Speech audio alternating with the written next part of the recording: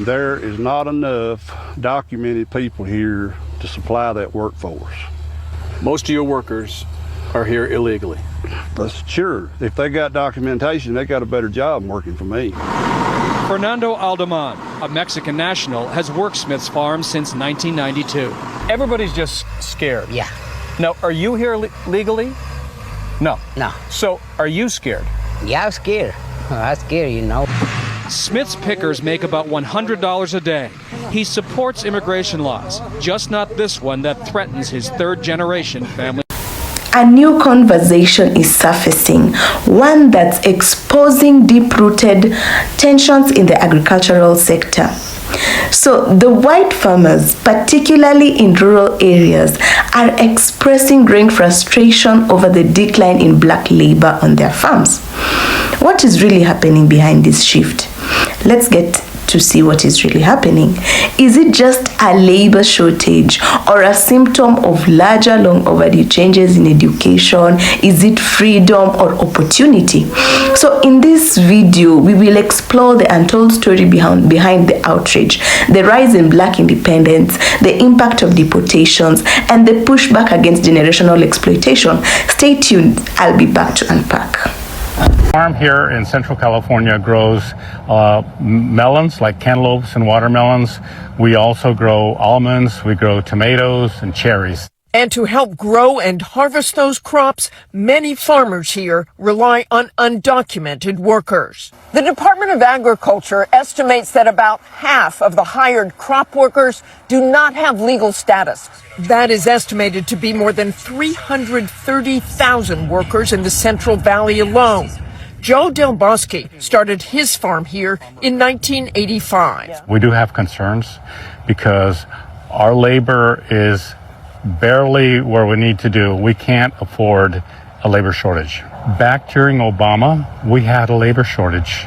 And there were at times where we actually lost some crop. We left melons in the field unharvested and we lost them. I think people will look and say, but wait a minute, they're Americans who are unemployed. Why can't you just hire them? They don't want to come out here and work in this extreme conditions. 100+ degree temperatures, dust, hard work. What if you paid them more? It doesn't matter. We pay some of the highest wages for farm workers in the nation right here in California, and they won't come out. In California, we grow about 50% of the fruits and vegetables and nuts for the country. And any shortage of food like that is going to impact everybody in the nation, because not only will food be less available, it'll be more expensive.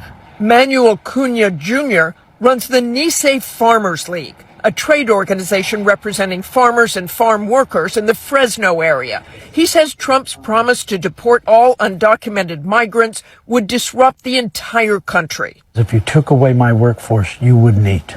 If you go into the San Joaquin Valley and you start doing what you're saying,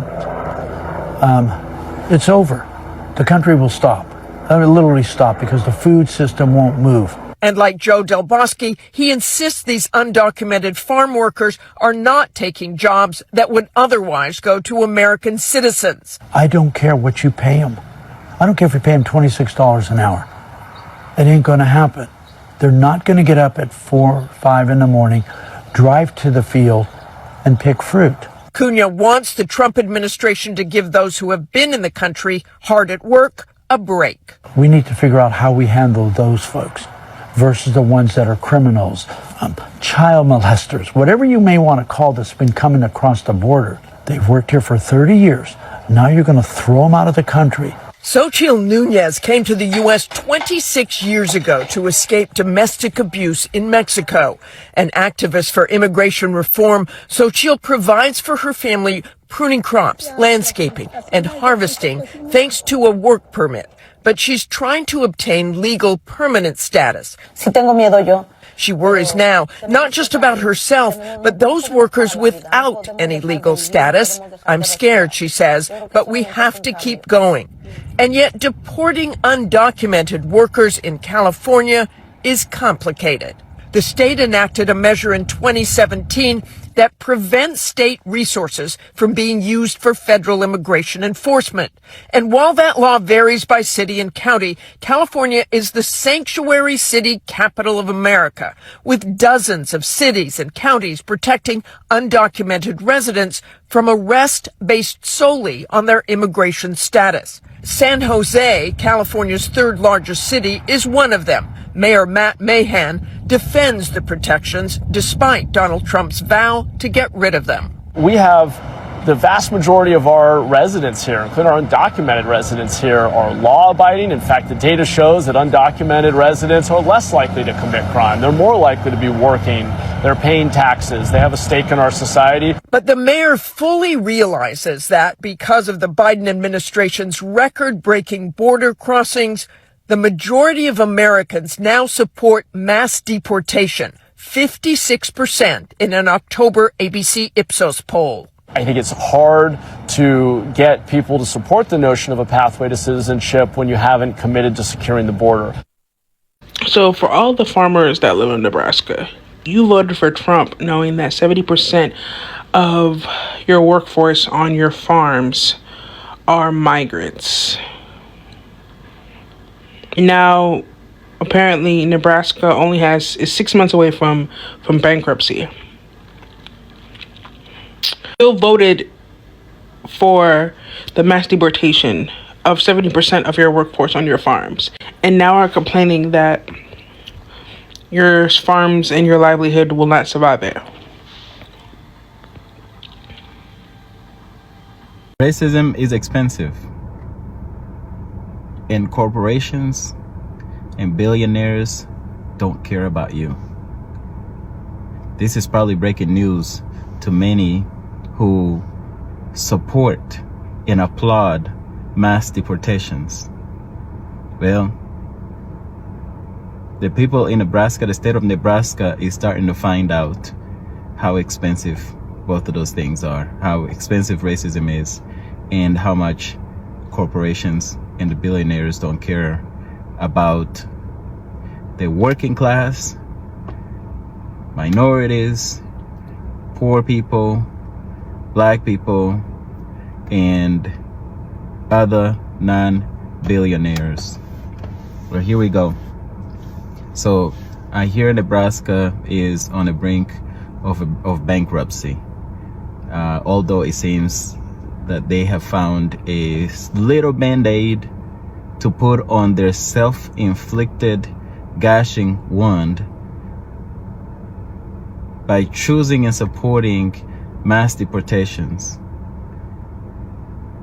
which hurts their farms because it takes away the migrant workers who, instead of waiting for ICE agents to go and round them up and jam-pack them into some of those private prisons like Core Civic, and continue to enrich the billionaires while they lose while the farmers lose their workers. The migrants decided to self-deport to places where they can be and be okay, and not be in communities of people who applaud and support mass deportations. So I guess those migrants were taking people's jobs. Where are those people? Come and take the jobs. They're there. The jobs are available. Why are these states, why is Nebraska potentially going bankrupt? Why are so much of America's farming country going belly up? Yeah, racism is expensive. For decades, black and immigrant labor fueled the profits of agricultural giants, often unpaid, undervalued, and overworked. But times are changing for sure. More young black men and women are choosing books over boots, business over backbreaking labor, and freedom over fear. Deportations, stricter immigration policies, and even better access to online education has all played a role in this shift. Many of these farmers are not just upset about labor, they are upset about losing the control they've once held. This isn't laziness, it's liberation. The refusal to participate in systems of economic oppression is a form of resistance, and the growing discomfort from some white farms owners only proves how dependent these systems were on black silence. Also, to the original creators whose clips are featured in this video, thank you very much for bringing these stories to light. All credits goes to you. Let's keep asking the hard questions and telling the stories that matter. Like, comment, and share your thoughts below.